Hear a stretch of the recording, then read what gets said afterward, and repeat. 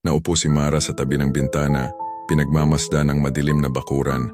12:00 na ng gabi, ngunit tila may humihikbi sa hangin. Isang awit na parang lulabay, mahina ngunit malinaw. Napatingin siya sa orasan. Bawat tiktak ay parang sumasabay sa himig, unti-unting lumalakas. Sa kabila ng lahat, walang ibang tunog sa paligid, ni huni ng ibon o kaluskos ng hangin. Bumigat ang kanyang dibdib habang naririnig ang awit na tila nagmumula sa walang katanggaan.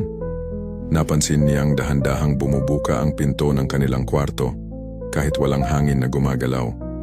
May aninong dumaan, isang batang babae, maputla at namumugto ang mga mata, nakasuot ng lumang damit na tila mula sa ibang panahon.